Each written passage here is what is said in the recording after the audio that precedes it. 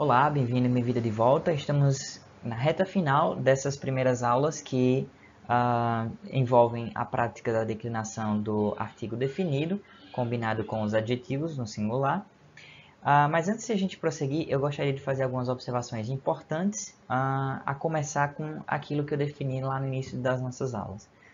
Quando eu falei inicialmente sobre os casos gramaticais e como a gente pode entender mais ou menos a sistemática dos casos gramaticais, eu expliquei que esses casos eles funcionavam de forma análoga a como a gente tratava sujeito, objeto direto, objeto indireto da frase. E depois ainda a gente teve também uma quarta categoria que a gente chamou de o caso da posse, que a gente ainda vai ver, claro, com mais detalhes em aulas futuras. Mas é importante a gente perceber que português e alemão são dois idiomas bastante distintos em muitos aspectos, mas principalmente nesse aspecto, no aspecto caso gramatical. Eu falei que em português o caso gramatical ele existe apenas de forma vestigial, em alguns pronomes, por exemplo, como ele nos viu. Então, nos é a incidência do caso gramatical, entre aspas, sobre o pronome pessoal nós. Então, apenas existem alguns elementos em português, enquanto que em alemão o caso gramatical ele é bem mais vivo, ele é bem mais complexo, mas que mesmo assim a gente ia se aproveitar de algumas definições que já eram familiares para a gente em português, para que a gente pudesse entender mais ou menos como é que funcionam os casos gramaticais em alemão. Inicialmente, a gente tratou do estudo do nominativo, e eu falei que o nominativo era o sujeito da frase. Então, toda vez que a gente fosse identificar um sujeito de uma frase, a gente ia associar àquele sujeito da frase elementos que estavam no nominativo. E foi importante, a priori, que a gente se limitasse a dizer que o nominativo seria igual ao sujeito da frase, para que a gente pudesse ter aquele engate inicial, né? O engate inicial para entender inicialmente como era que o nominativo funcionava. Porém, ao longo dos exercícios, a gente notou o quê? Que, muito embora a gente foi identificando o sujeito em várias frases, a gente via que o sujeito ele englobava muito mais elementos do que apenas aqueles elementos que estavam no nominativo. Então, sujeito igual ao nominativo, né? Lembre que, e isso a gente percebeu nos últimos exercícios, não dá para fazer uma equivalência direta, isto é, nem sempre um sujeito ele é formado apenas pelo nominativo, mas se algo está no nominativo, certamente esse algo ele faz parte de um sujeito, né? Essa é a ideia. O sujeito ser igual ao nominativo, nem sempre todo o sujeito vai ser igual ao nominativo, nem sempre todo o sujeito vai conter elementos que estão no nominativo, mas o inverso, ou seja, um elemento que está no nominativo, com certeza, ou ele é um sujeito ou ele faz parte do sujeito, certo? Ele é alguma manifestação do sujeito, isso vai ter que acontecer.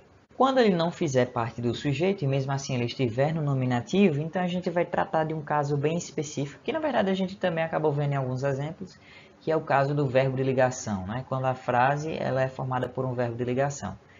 Mas vamos fazer uma pequena revisão aqui. Então, nominativo é o quê? Basicamente o que a gente aprendeu que era nominativo, a começar dos artigos definidos, eram der, die, das.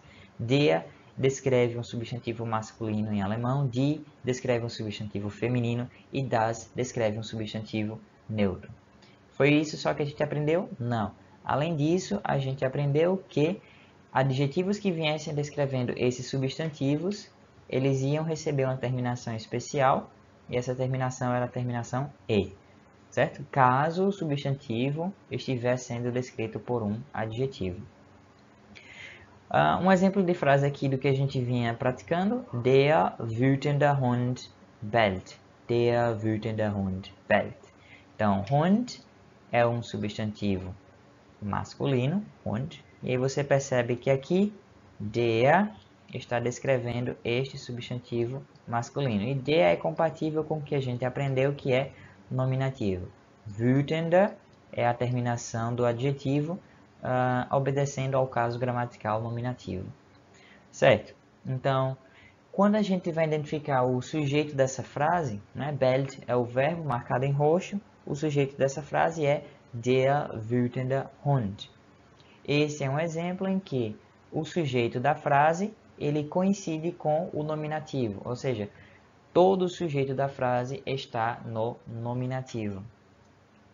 Porém, a gente viu outros tipos de exemplo, como o exemplo abaixo. Der wütende Hund, der Nachbarn bellt. Então, der é o artigo definido que descreve o masculino, como a gente estudou. E esse der ele está relacionado a Hund, que é masculino, né? Ou seja, uma repetição do sujeito da oração anterior. Der wütende Hund. Só que a gente tem mais elementos em relação à oração anterior. A gente tem ainda der Nachbarn. Esse der, ele está no nominativo? Será que mais uma vez eu estou falando sobre um substantivo masculino? Se você observar a quem se refere, der na verdade se refere a um substantivo feminino. E isso não está de acordo com o que a gente viu que é o substantivo feminino no nominativo. O substantivo feminino no nominativo é die, né? Terminação do adjetivo e, apesar de que não tem nenhum adjetivo aqui entre der e Nachbarn. Ou seja, esse trecho aqui, der Nachbarn, não está no nominativo. Mas o sujeito dessa frase é der wütende Hund, der Nachbarn. Tudo isso é o sujeito. Por quê? Eu falei isso também em aulas passadas. Der Nachbarn, que nesse caso significa da vizinha, está na verdade especificando que cachorro é esse. Primeiro o adjetivo está especificando, né? Wütende. Não é um cachorro qualquer, é um cachorro que está com raiva, é um cachorro raivoso.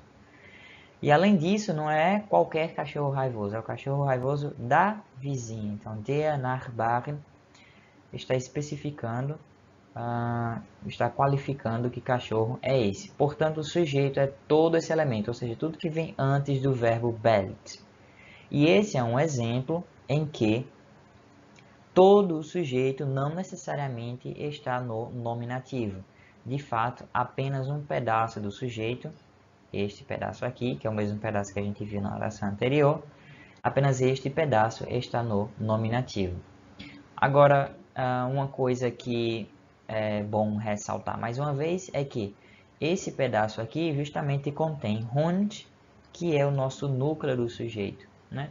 Então, inevitavelmente, em um sujeito em alemão, o núcleo desse sujeito, ele necessariamente ele tem que estar no nominativo, né? Se tiver outros elementos descrevendo esse núcleo, beleza, pode estar em qualquer caso gramatical, pode ser até outros elementos que não sejam um substantivo, pode ser um advérbio, enfim, qualquer outra coisa que estiver especificando esse substantivo núcleo, né? Esse núcleo do sujeito. Mas o núcleo em si, ele tem que estar no nominativo. Um outro exemplo de frase que a gente viu foi esse daqui. Der kleine Junge ist der neue Gewinner. Então, der, aqui, der, se refere a Junge, que é masculino. E isso coincide com a terminação, isso coincide com o artigo definido que a gente aprendeu, que se refere ao masculino no nominativo. Klein é o adjetivo que está descrevendo Junge, e de fato termina em E, beleza. Este já é o nosso verbo, então tudo que vem antes é o nosso sujeito também, né? Assim como foi aqui nesta oração.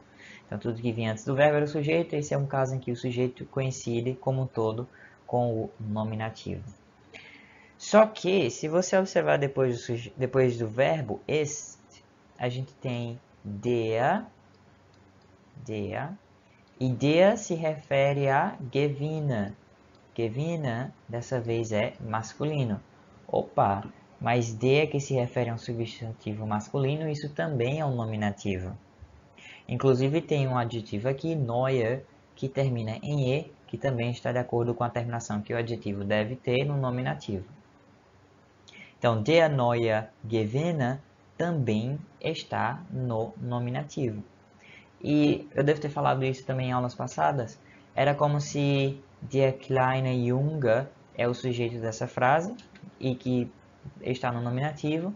Este der neue Gewinner, essa parte, der neue Gewinner é o que a gente chama de predicativo do sujeito. Mas se você pegar der neue Gewinner e jogar no início da frase e dizer o inverso do que está aí, der neue Gewinner ist der kleine Junge, imaginar que der neue Gewinner era como se fosse um sujeito mais uma vez, então fica fácil de aceitar que esse trecho também esteja no nominativo. E esse é justamente o caso que eu falei, que é quando uma palavra ela vai estar no nominativo, mesmo ela não fazendo parte do sujeito necessariamente. Aqui, die neue Gewinne, na verdade, faz parte do predicativo do sujeito, mas de qualquer forma, pelo fato de ist ser um verbo de ligação, e essa regra vale para todos os verbos de ligação de alemão, tanto o sujeito quanto o predicativo do sujeito, ambos vão estar no nominativo, certo? Considerando que o predicativo do sujeito tem um substantivo, como foi o caso aqui, Gewinne. Certo? Portanto, die kleine Junge é o sujeito da frase. Die neue Gewinne, se você quiser considerar também como um sujeito, para que fique fácil entender que está no nominativo, é tranquilo também. Então, esse trecho está no nominativo, mas também esse trecho também está no nominativo. Die kleine Junge, die neue Gewinne, ambos no nominativo. Ok, com isso em mente, vamos agora resolver as atividades do próximo slide.